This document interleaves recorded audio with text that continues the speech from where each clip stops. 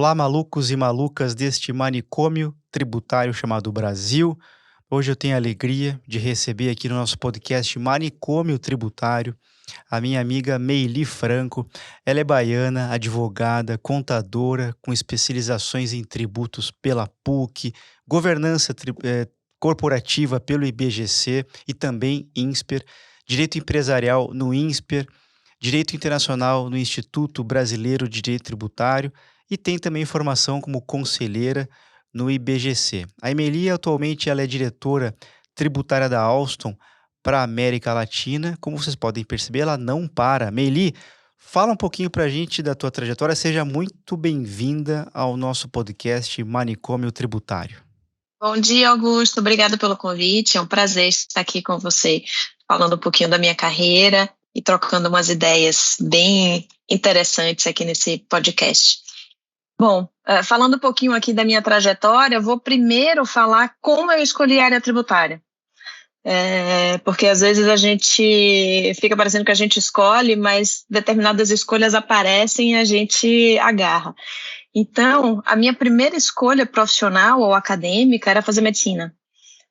Ainda nos tempos de escola, eu tinha uma ideia romântica de que queria ajudar as pessoas e queria ser médica. Eu vi um certo glamour na profissão e um certo romantismo também. Mas depois de ter feito vestibular, depois de ter acompanhado um pouquinho da carreira médica com gente da família e depois de ter feito um teste vocacional, eu decidi que não era para mim. Vou voltar só um pouquinho para dizer que eu fiz 2 vestibulares. Eu fiz um vestibular para medicina, fiz um vestibular para administração.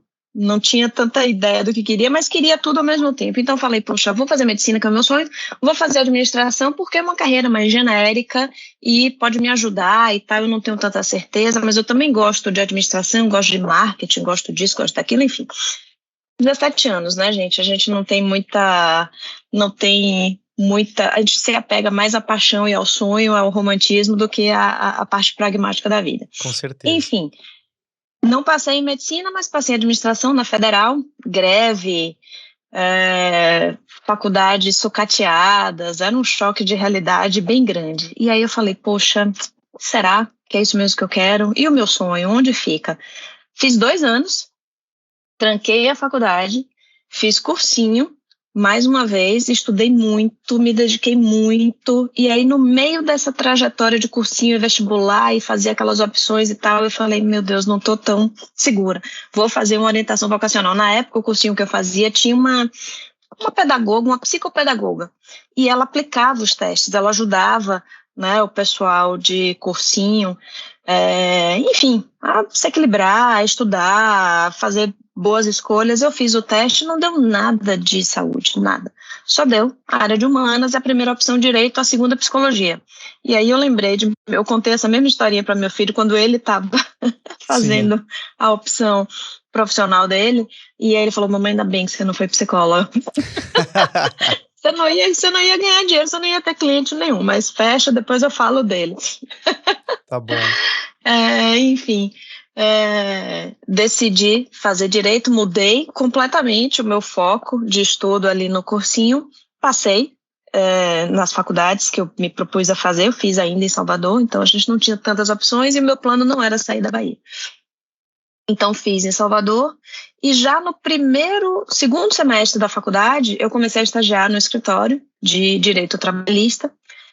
Eram 3 advogados egressos de um grande banco, então era muito volume de reclamação trabalhista, muita causa de hora extra, enfim e tal. Fiquei 2 anos nesse escritório, depois eu fui convidada para também ser estagiária no escritório mais voltado para o tributário, mas inicialmente esse escritório tinha uma parte de consultoria que cuidava de pequenas prefeituras, ou prefeituras de pequenos municípios, melhor dizendo, que não tinham estrutura de cobrança tributária, nem de administração fazendária, nada assim, e o meu papel era preencher os termos de início de ação fiscal, os TIAFs. Sim. Escolher os clientes, dizer, olha, você vai ser fiscalizado de tanto a tanto, o foco é esse. Então eu preenchia aquilo dali, distribuía e recebia a documentação e tal, e começava a analisar. Ainda não tinha tanta experiência, porque eu estava no terceiro ano, eu estava no terceiro ano da faculdade de Direito.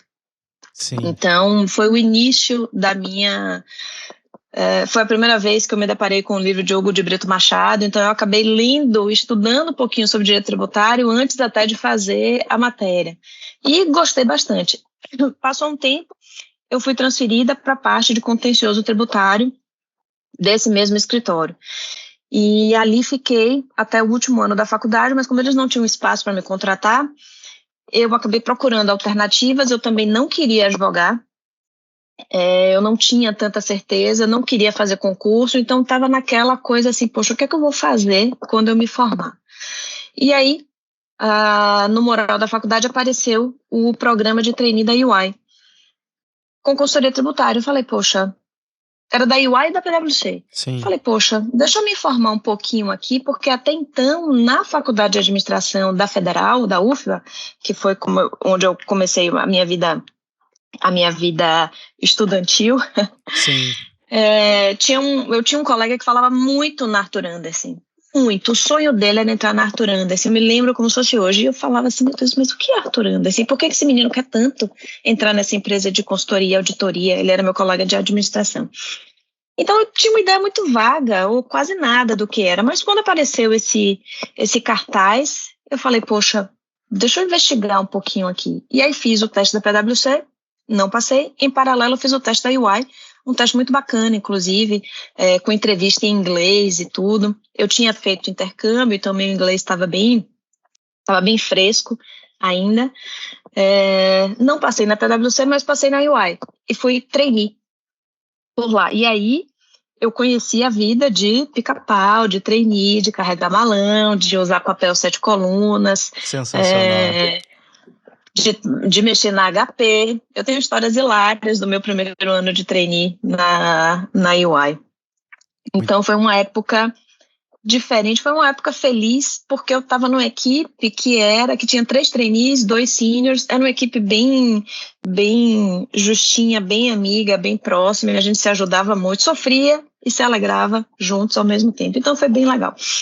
E aí, um desses colegas que já estava lá na UI, ele foi para a PwC, abriu uma vaga lá de assistente e ele me indicou. Sim. E eu aceitei, e aí eu comecei a minha vida na área tributária, na área de consultoria tributária mesmo, porque até então eu era trainee da UI, até tinha sido contratada depois que me formei, mas eu fui ser assistente, e aí eu fiquei 9 anos na PwC. Depois recebi uma proposta para ser controller de uma empresa de empreendimentos imobiliários também na Bahia, e isso parecia uma ótima oportunidade, e foi até certo ponto. Depois a gente vai falar disso na próxima sessão. Sim.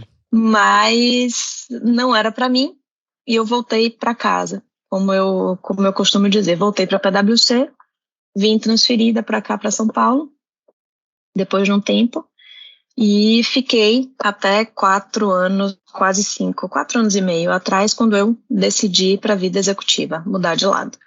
Muito que bom. é onde eu estou hoje. Muito bom, Mili. Agora, essa tua experiência no escritório de advogado já te deu algumas lições sobre ambiente de negócio, quer dizer, ações trabalhistas, inúmeras ações trabalhistas, a questão do custo Brasil, a realidade das prefeituras, e ao mesmo tempo você comentou que não queria advogar. E na hora já me veio aqui uma sugestão de um título de livro para você aí, quer dizer, advogada que não queria advogar. Como é que era isso, Meili? Você estava fazendo direito e não queria advogar. Conta pra gente um pouquinho dessa história. Pois é, eu, como estagiária, sofri bastante. E talvez fosse a minha ideia romântica de que as coisas tinham que funcionar de uma maneira perfeita. E então eu me lembro de algumas situações. Na Justiça Federal funcionava super bem, porque eu acho que o perfil do atendente judiciário federal me parece que é outro. não sei, talvez plano de carreira ou dificuldade de passar num concurso, não sei. As pessoas me pareciam mais preparadas para cumprir o seu papel como serventuários da justiça, sentido lato. Sim. Na Justiça Federal era assim, na Justiça do Trabalho era assim, na Justiça Estadual ou Justiça Comum, o papo era outro, vamos dizer assim, né? Então, eram servidores mais pareciam mais infelizes. Entendi. Então, o tratamento ao estagiário era muito diferenciado. Eu me lembro uma vez que eu fui lá, já era final da tarde, e aí pedi, né, com educação, com gentileza, por favor, dona fulana, eu estou precisando de um processo aqui. Qual é o número? Passei, o número é esse daqui. Já era tipo 4:30 da tarde, não era nem fim de tarde, era 4:30. Sim. E aí, aquelas pilhas enormes de processo, ela subiu na escada, e aí, não sei por que cargas d'água, ela resolveu me perguntar, mas você é advogada ou estagiária? Sim. Eu falei, eu sou estagiária, dona fulana. Minha filha, estagiária, uma hora dessa, não entendo não. Nossa. Mas, ó, igual a essa, eu tive várias na vida, várias, sabe? E era sempre no fórum, sempre na Justiça Comum. E era uma das poucas causas que o escritório tinha de direito civil ou direito de família, eu nem me lembro, uma coisa assim. Quer dizer, direito de família é direito civil. Mas era uma das poucas causas que a gente tinha lá, eu nem me lembro o que era.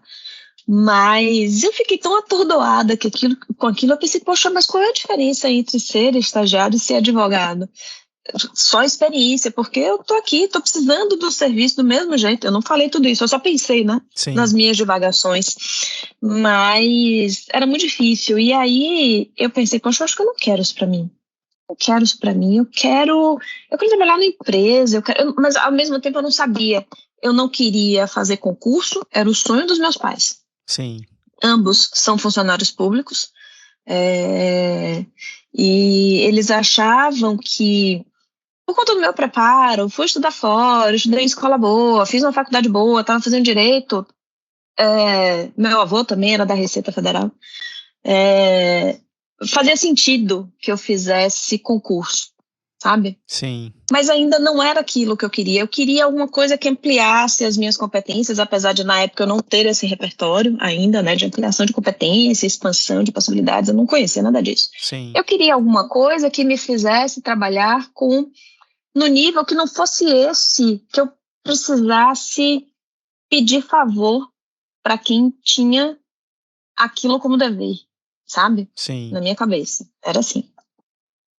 Então eu imaginava, poxa, eu posso trabalhar numa empresa, porque vai ser um ambiente mais profissional, mais empresarial, mais de negócios, e talvez as coisas fluam de uma maneira mais profissional. E eu também quero falar inglês. Eu não estou usando, eu fiz a vida inteira, eu comecei a estudar inglês, Augusto, na alfabetização. Sim. E nunca parei.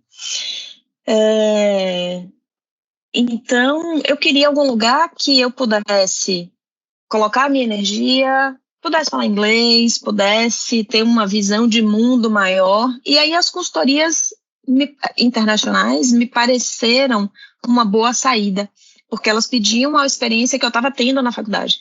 E foi por isso que eu me candidatei nos processos.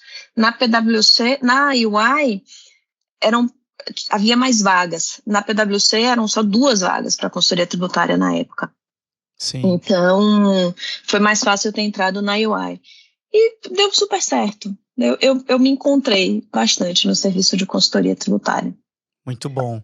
Agora você, num dado momento, desembarca em São Paulo para dar continuidade na carreira pela PwC e começa efetivamente a atender. A PwC tem grandes clientes no Brasil todo, mas é inegável que em São Paulo você tem ali 55% do PIB. Quer dizer, como é que é isso, alguém vindo da Bahia, tanto quanto poderia ser vindo do Rio Grande do Sul, meu caso, ou Curitiba, ou Belo Horizonte, enfim, desembarca em São Paulo para os grandes processos, os grandes projetos para grandes clientes. Foi muito difícil essa adaptação. Você já vibrava desde o início? Como é que foi esse início dessa trajetória em São Paulo? Olha, Augusto, não foi fácil. Não foi fácil mesmo.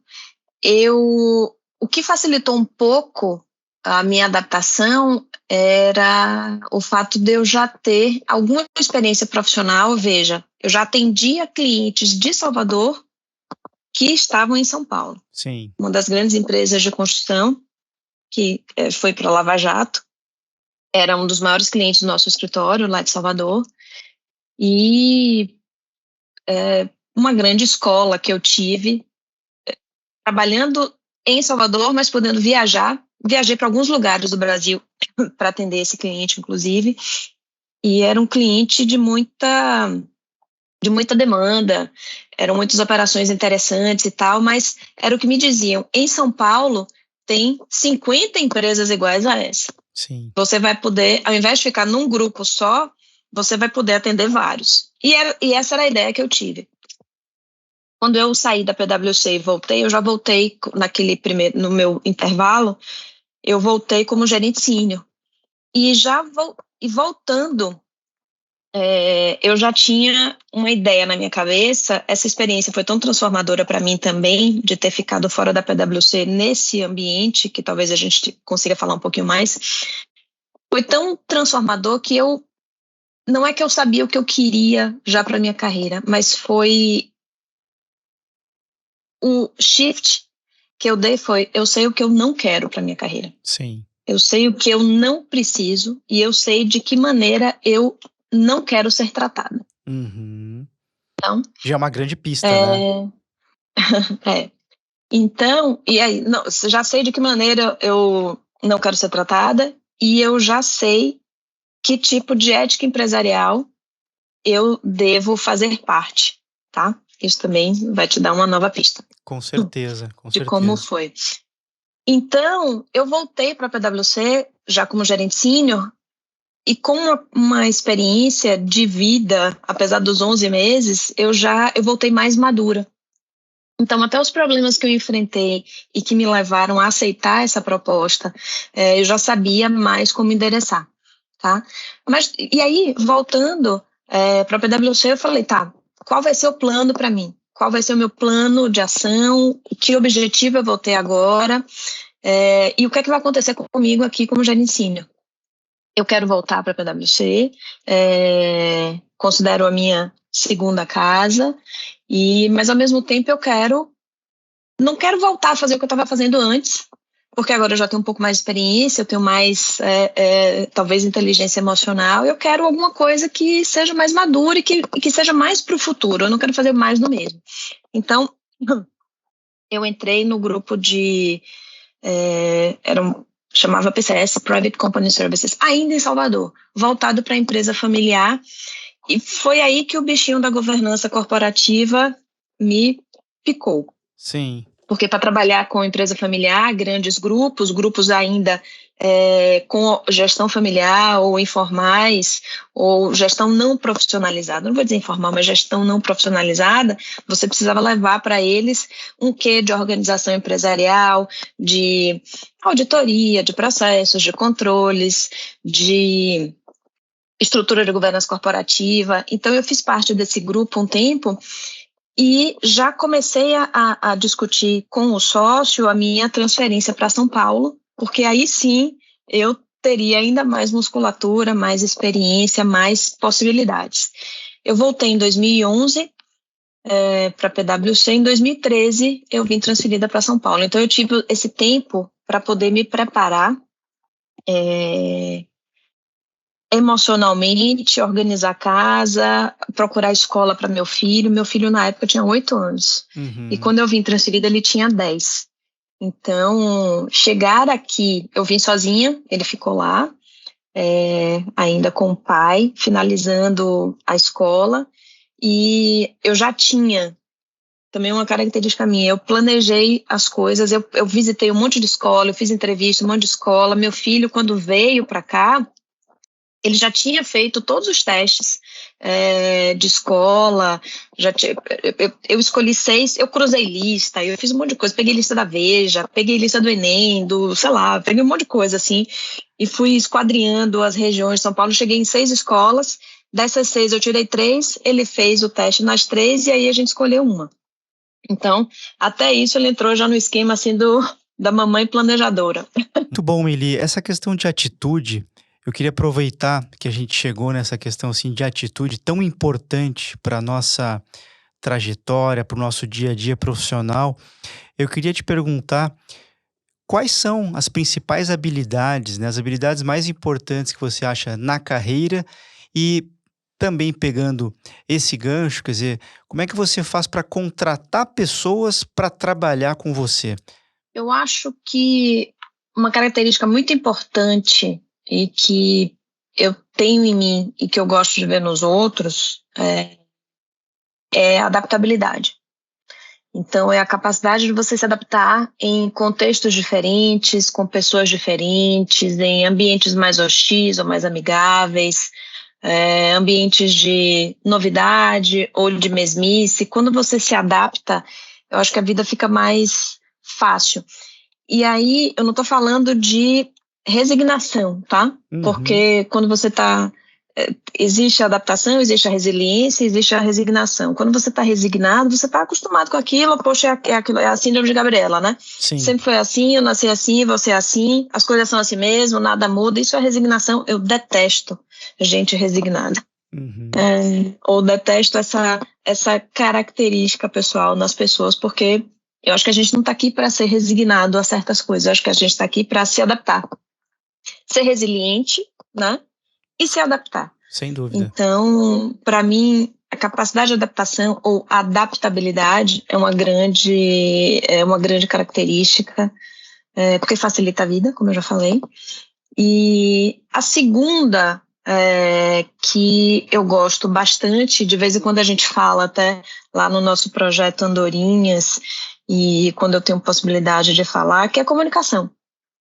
Acho que você ter uma comunicação clara, assertiva, to the point, adaptar a sua linguagem e a sua capacidade de comunicação para aquela audiência, conseguir transmitir as suas ideias de forma clara, ter um tom de voz que engaja, que inspira, que explica, que acalma, eu acho bom também. Eu não sabia, no curso do IBGC, a gente teve uma das aulas de formação para conselheiro que eu fiz no ano passado, a gente teve a parte técnica, mas a gente também teve aula com uma professora, na aula de comunicação a gente teve aula com uma profissional que era coach de voz. Eu nem sabia que isso existia, ou melhor, eu sabia que isso existia para cantores ou para atores, enfim, né? Mas eu não sabia que existe isso para executivos. Eu fiquei super interessada. Não fiz ainda, tá?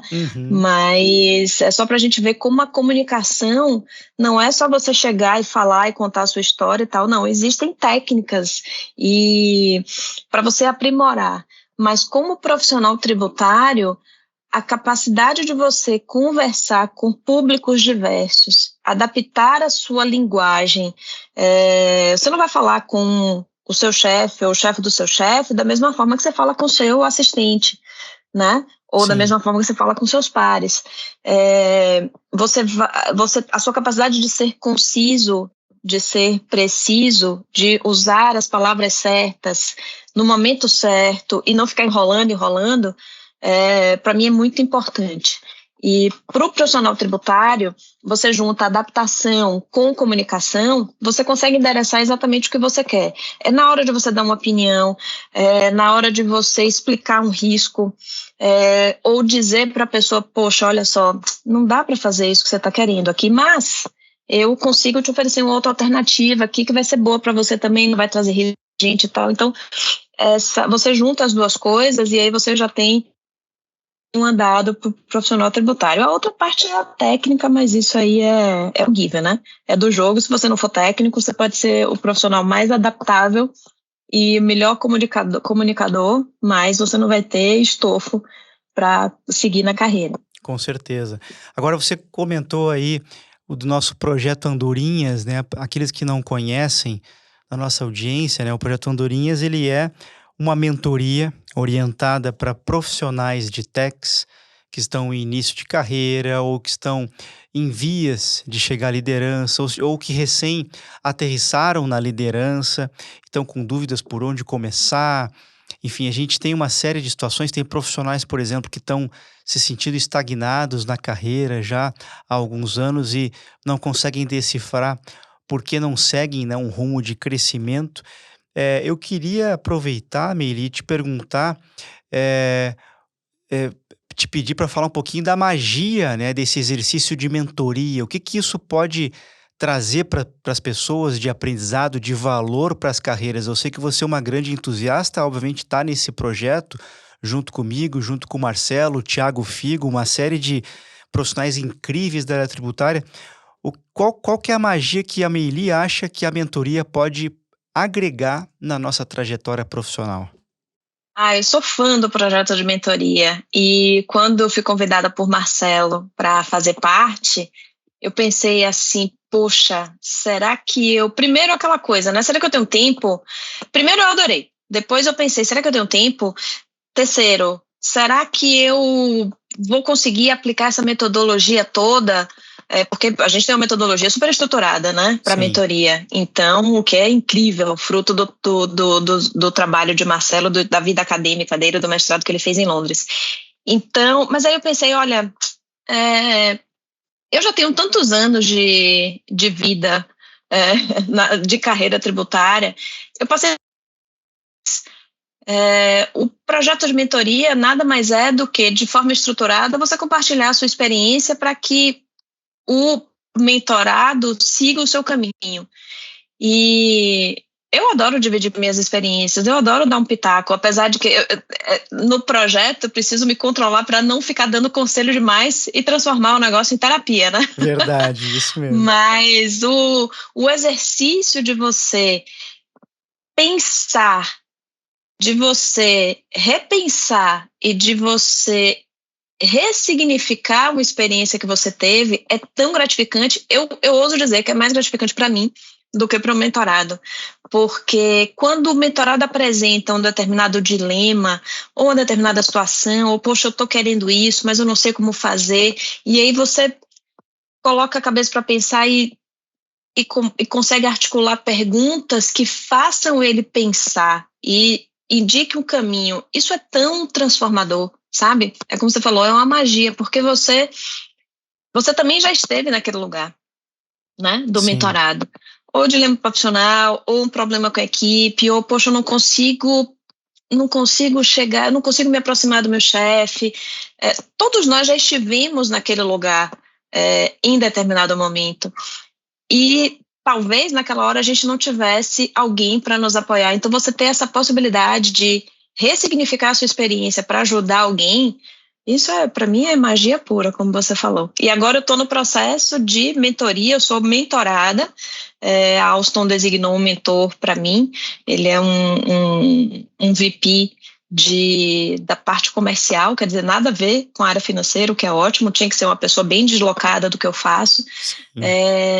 e tem sido muito rico aprender com ele, ou apresentar os meus dilemas e ouvir de uma pessoa que não é de techs o que é que pode ser o caminho. Então, tem sido muito rico. Muito legal, Meili. Sabe que eu acredito muito, né, no valor que a mentoria traz, né? Quando eu recebo mentorados aí, uma grande pergunta que eu recebo é qual é a diferença, né, entre o coach e o mentor, né? O coach, ele trabalha com técnicas, com uma metodologia, não necessariamente ele precisa ter passado por aquilo, mas através daquela técnica, através daquela metodologia, ele faz com que o coach ele enxergue, ele decifre suas próprias respostas, né. Então, é diferente do mentor, porque o mentor, você é procurada porque você é super metódica, super organizada, uma pessoa que faz uma boa gestão de agenda,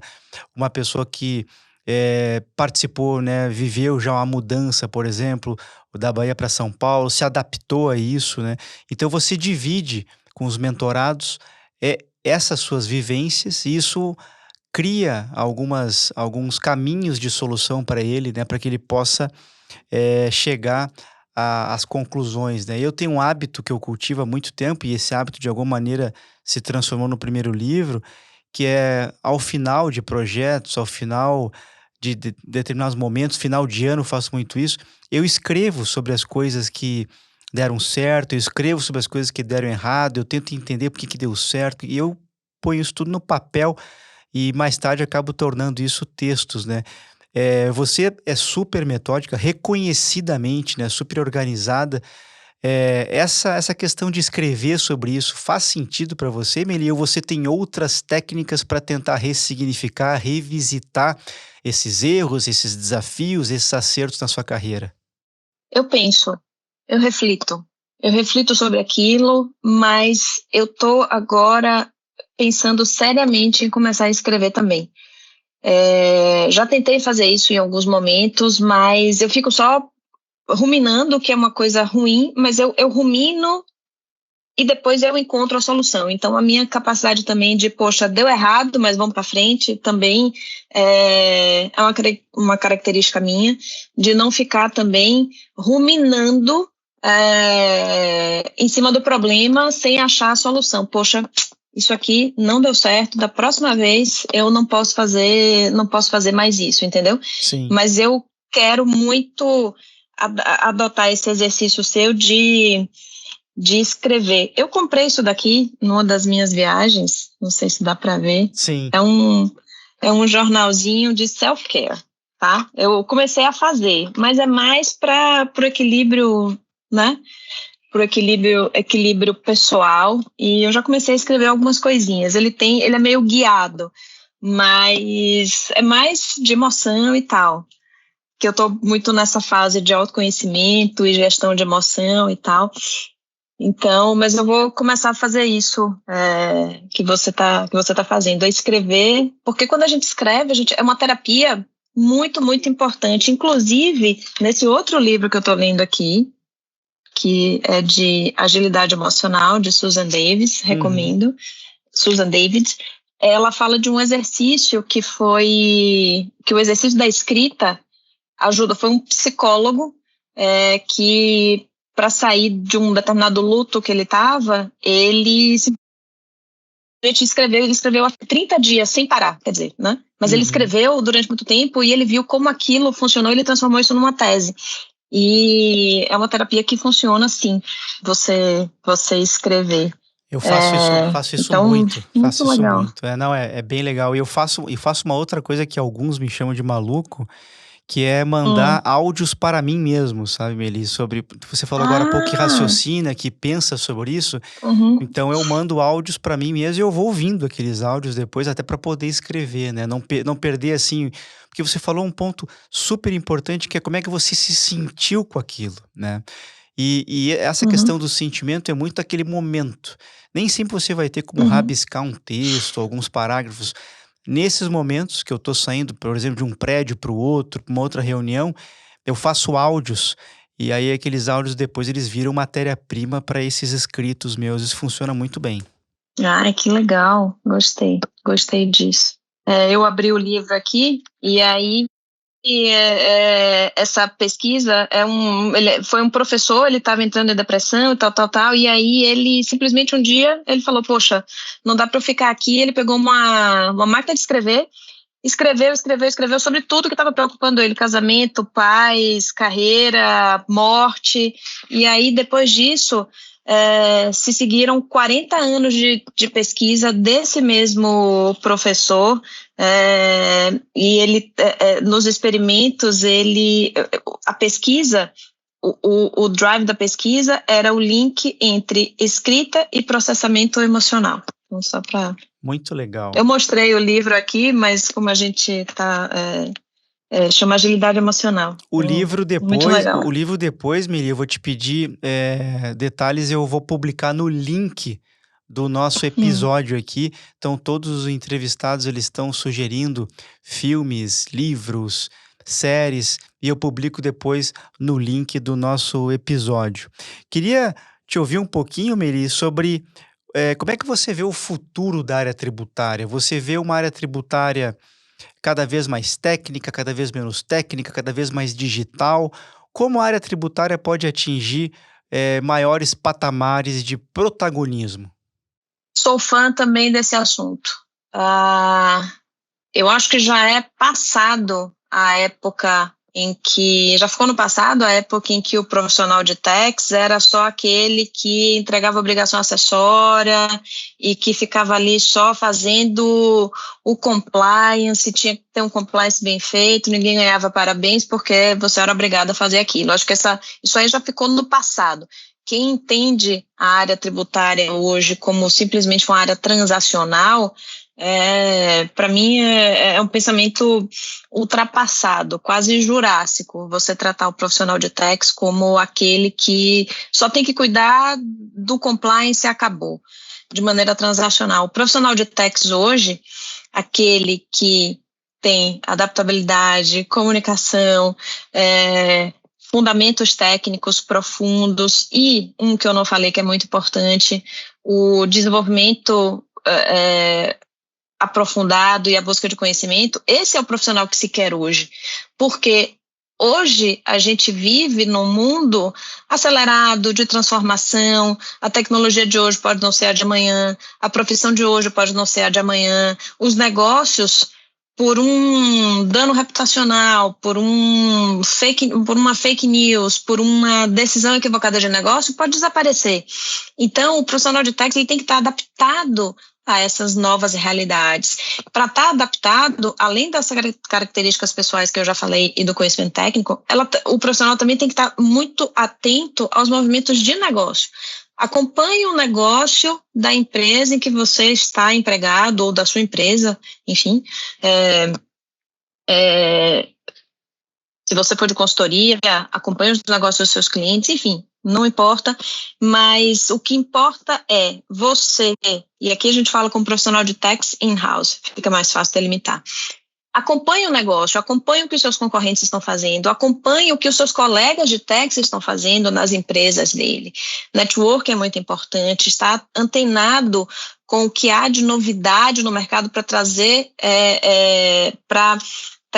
melhorias para o seu dia a dia, tornar a sua vida mais tranquila para você focar naquilo que é importante. Então, o profissional de tax hoje ele tem que ser de fato um business partner. É assim que eu divido ou compartilho a minha visão de profissional de tax com a minha equipe. A gente tem que ajudar o negócio. Ajudar o negócio significa tá ali ajudando o negócio a crescer, entregando as melhores soluções do ponto de vista tributário, mas significa também você ser guardião da governança tributária. Aqui a gente não fala de corporativa, a gente fala já de um derivado da governança corporativa, que é a governança tributária, porque bebe na mesma fonte, né, dos princípios, mas é você evitar um risco que traga um dano financeiro, um dano reputacional, e aí de imagem, o que quer que seja. Então, você, com o seu conhecimento técnico da legislação local ou regional ou global, a depender do seu escopo, você ajudar o negócio a vencer, obter uma proposta, vencer uma proposta, vencer uma concorrência, conseguir um cliente novo, trazer uma ideia nova de planejamento tributário, focar nas oportunidades. Tudo isso você só consegue se você estiver próximo do negócio. Não dá como você propor um planejamento tributário se você não conhecer a realidade do seu dia a dia, do seu negócio e a estratégia do seu negócio também. Não adianta você dizer, poxa, vamos importar isso aqui tudo de lá, mas por que eu vou importar de lá se eu não tenho substância, não tenho negócio? Não é a estratégia mirabolante, mas é aquela estratégia pensada de acordo com a estratégia da sua empresa. Observe, a sua empresa é arrojada, é conservadora, é um pouco dos dois. Como é que o seu chefe lida com as questões de governança tributária, como é que o CFO encara esse tipo de risco. Então, e você só consegue quando você está próximo. E você só consegue estar próximo quando você tem um mindset de estar próximo, de servir ao negócio e não ser simplesmente aquela empresa, aquela que, poxa, não, deixa eu ver o meu calendário de obrigação fiscal agora, amanhã eu tenho que pegar, eu tenho SPED, eu tenho não sei o quê. Não, isso aí, gente, é um given. E isso você pode até terceirizar, mas a sua mentalidade de executivo de tax não pode te deixar alienado do negócio.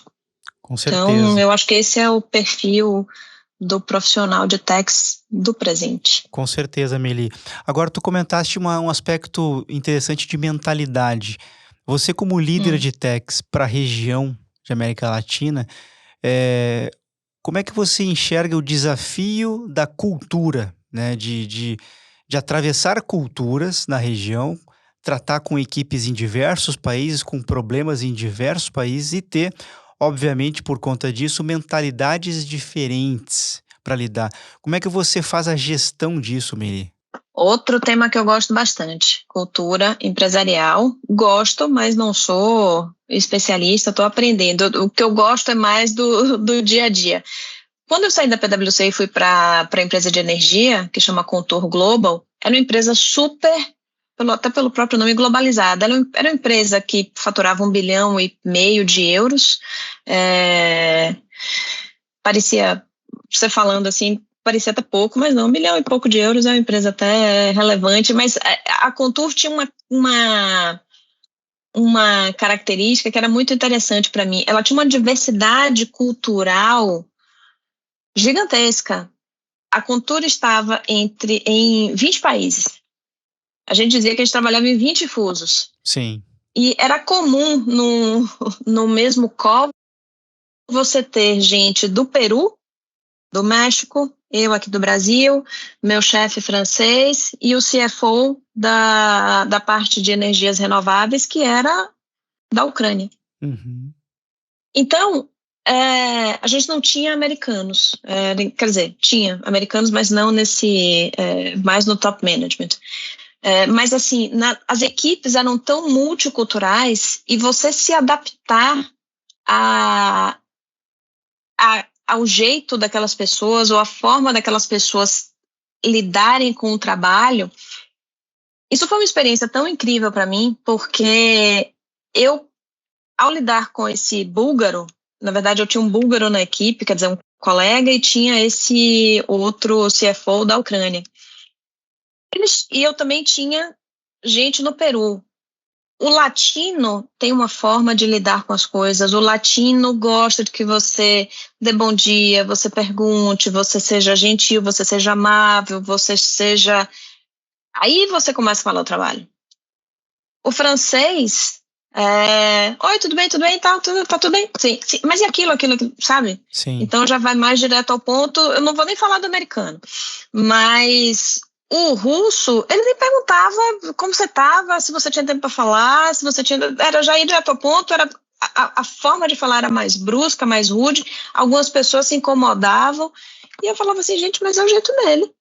Sim. Todos os ucranianos e russos falam meio desse jeito, são straight to the point, eles parece que tem sangue nos olhos, assim, eles não estão me ofendendo, não é pessoal, eu não tenho que gostar ou desgostar, eu tenho que me adaptar a essa forma de ser, entendeu? Então, essa parte da cultura, tem a cultura geral, e eu vou chegar na cultura empresarial também. Hoje, a Alstom é uma empresa francesa, então a gente lida com muitos franceses. Os franceses também têm uma forma muito característica de lidar, são super gentis, mas são muito firmes. Se você promete uma coisa a um francês, é a mesma coisa. Não é promete, se você se compromete com uma coisa, olha, faça o impossível para você cumprir.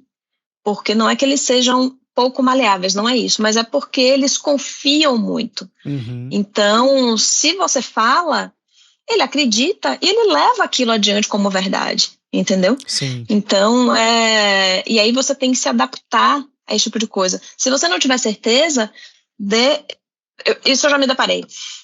Eu não informei fulano, porque eu não tinha certeza do valor. Ele falou, não precisa ter certeza do valor. Você tem certeza da situação? Dê um range. Qual é o seu best guess? Pronto, então agora é range, eu trabalho com range, porque eu não deixo de dar informação, porque eu não tenho o valor preciso, porque eu preciso fazer alguma outra coisa antes. Não, dê um range, porque aí as pessoas já ficam na expectativa daquilo. Então, isso eu aprendi com o francês, com o meu antigo chefe francês, o segundo reforçou esse mesmo mindset, e aí eu tenho a minha equipe brasileira e a minha equipe mexicana. Sim. A minha equipe mexicana tem uma característica de subserviência, de respeito à hierarquia, que eu preciso quebrar um pouco.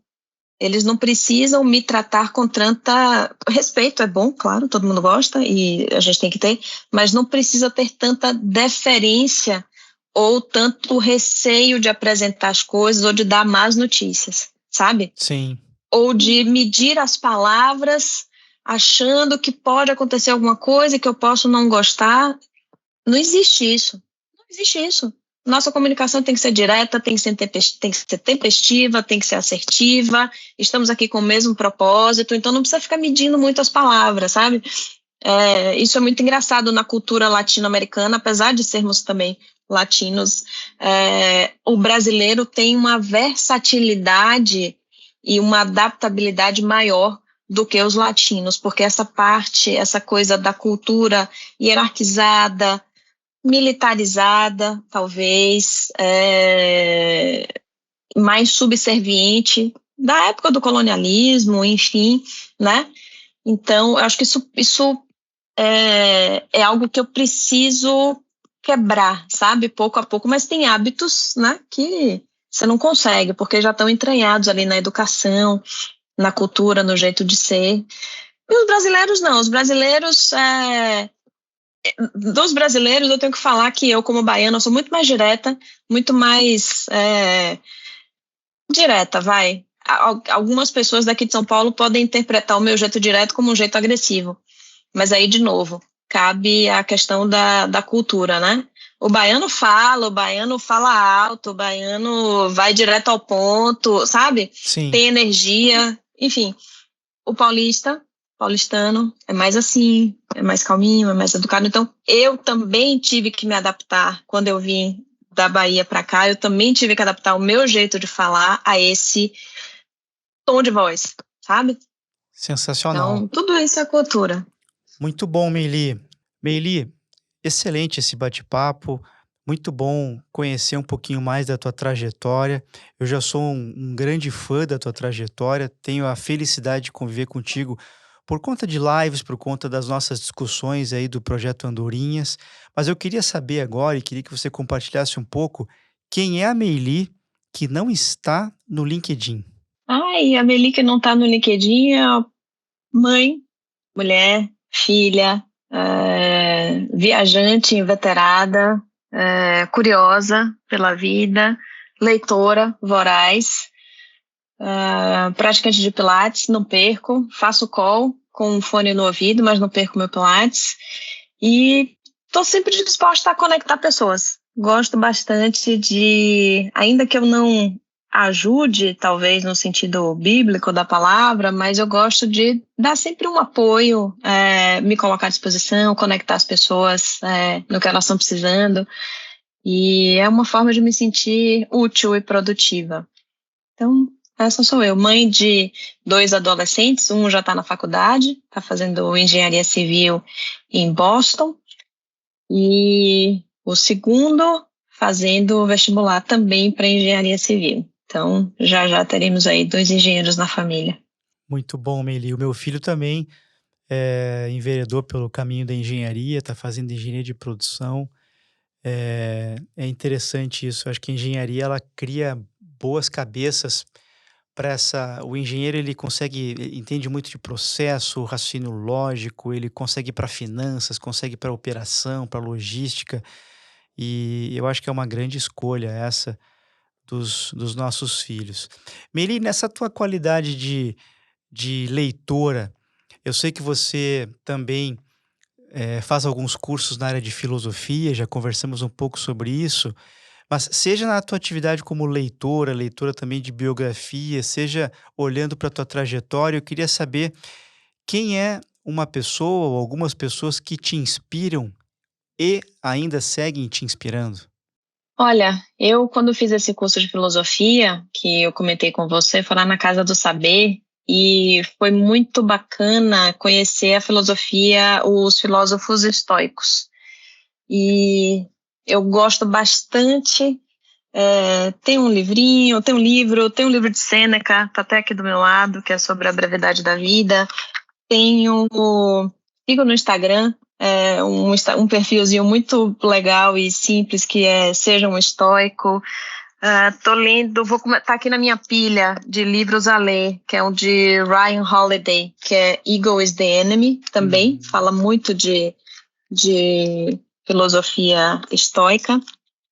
E eu fiz um curso agora, se é que a gente não pode nem chamar de curso, porque é um programa, Augusto, um programa chamado de Lideranças Virtuosas, e teve a curadoria, aí sim, de uma pessoa que eu admiro muito, que é o professor Alexandre de Miceli, e a coordenadora é Ângela Donaggio, que é a sua esposa.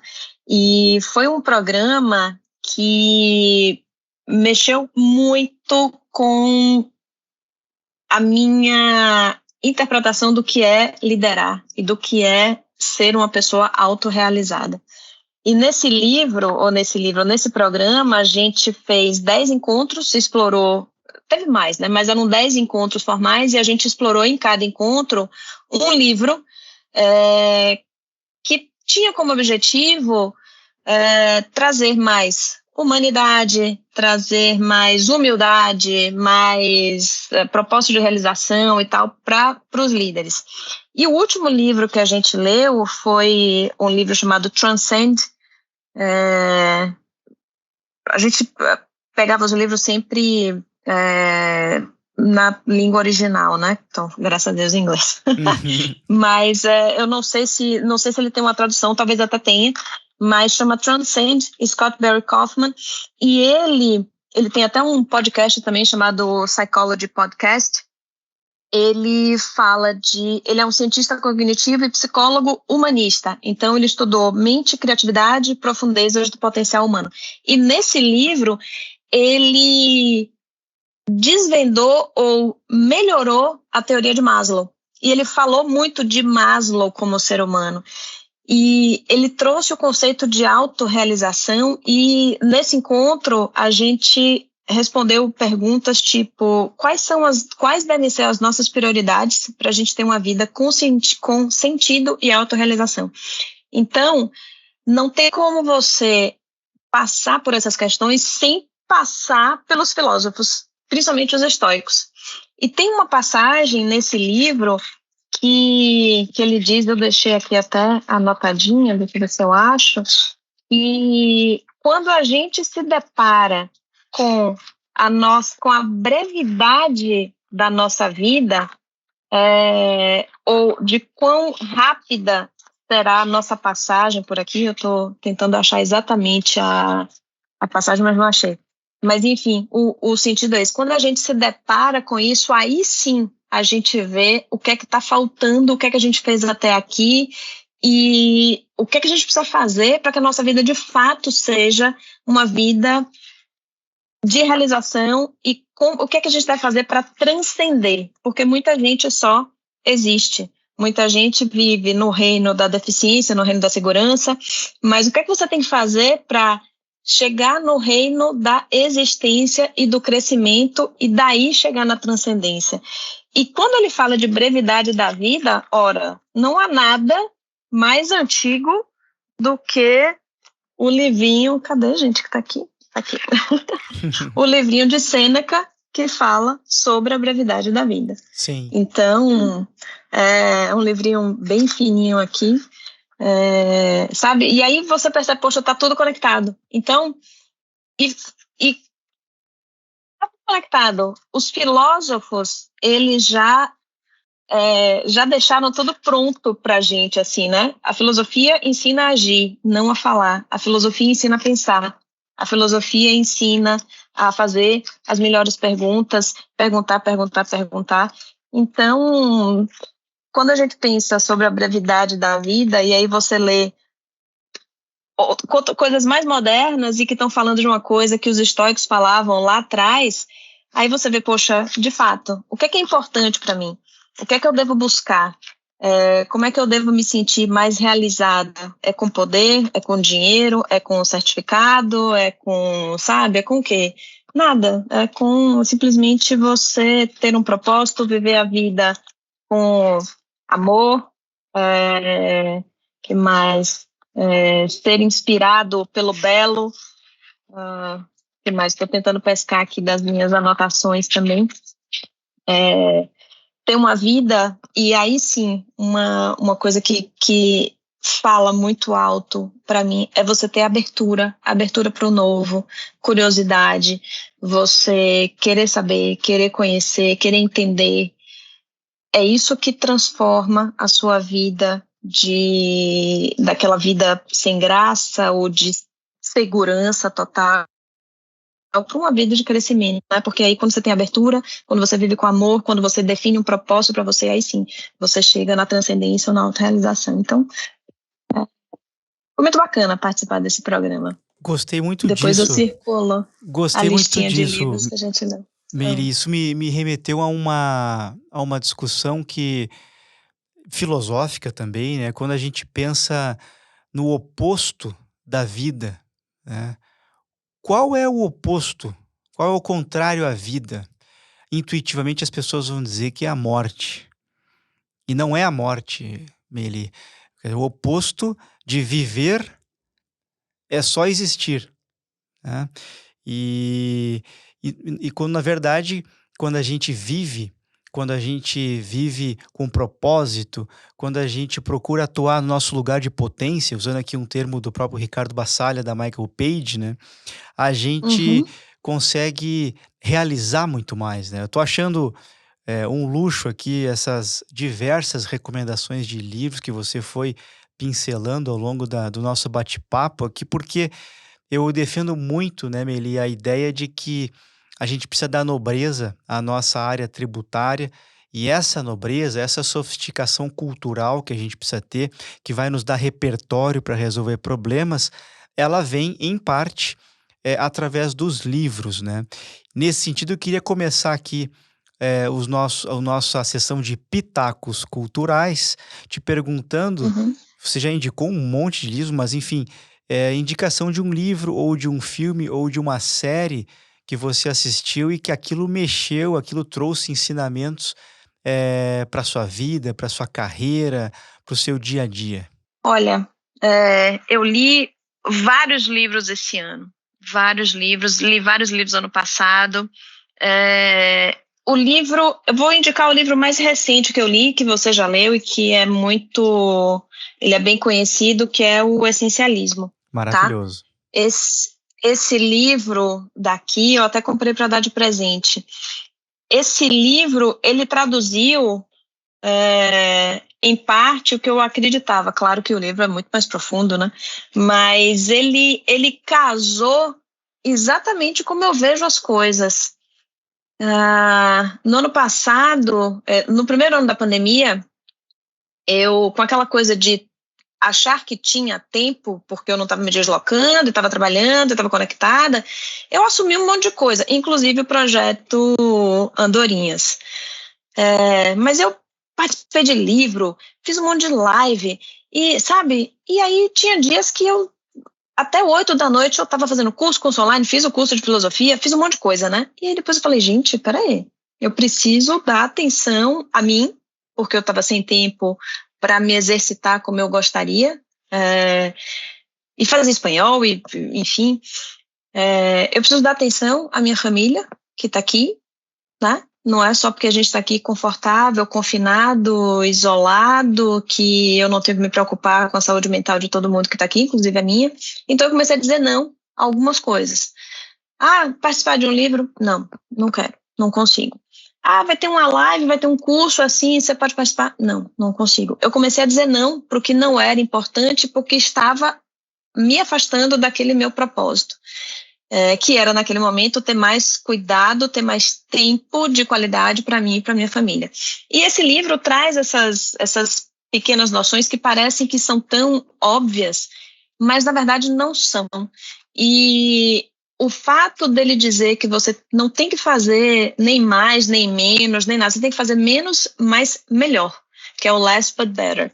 Então, é você ter foco, é você estar presente no momento, é você saber que não tem nenhum emprego que valha a sua saúde mental, ou que valha você descuidar do seu filho que precisa de você, do seu marido que precisa que você acompanhe num determinado, ou que é alguém que chega do seu lado para contar um problema, para dividir uma coisa com você, e você tá ali sempre, não tô em call, não tô trabalhando, não, sabe?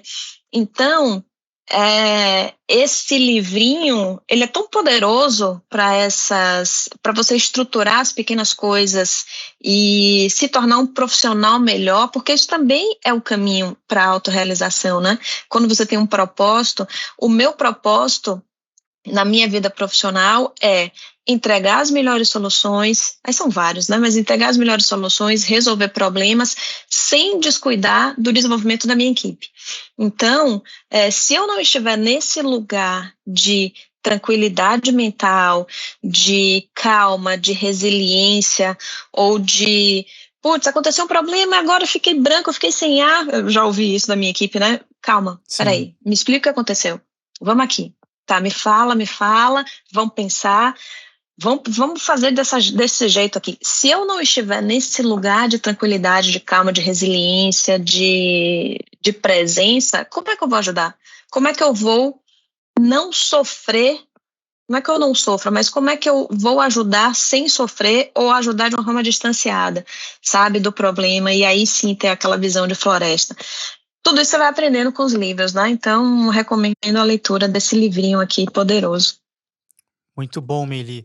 Eu sou um fanzaço desse livro, eu li, e esse é daqueles livros que a gente guarda num lugar da estante que a gente sabe que vai revisitar, ou vai ler de novo, ou vai pegar de novo para consultar. Ele realmente traz muitas verdades e ele também revolucionou, em certa medida, a minha maneira de conduzir a carreira, de conduzir o meu dia, de aprender a dizer não. E com esse não, a gente tá mais fiel, né, àquele nosso caminho de sair de um ponto A, ir para um ponto B, e aquilo que não estiver contribuindo para isso, a gente simplesmente elimina, né. Exato. E sabe o que isso significa?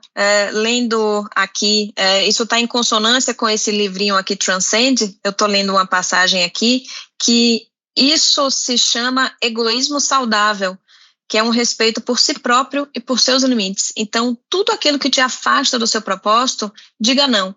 Se não é um clear yes, então é um clear no, que é o que o livrinho diz. É tudo que te afasta do seu propósito, ou seja, não tenha medo de exercer o egoísmo saudável, porque isso vai trazer maravilhas para você e para o seu entorno.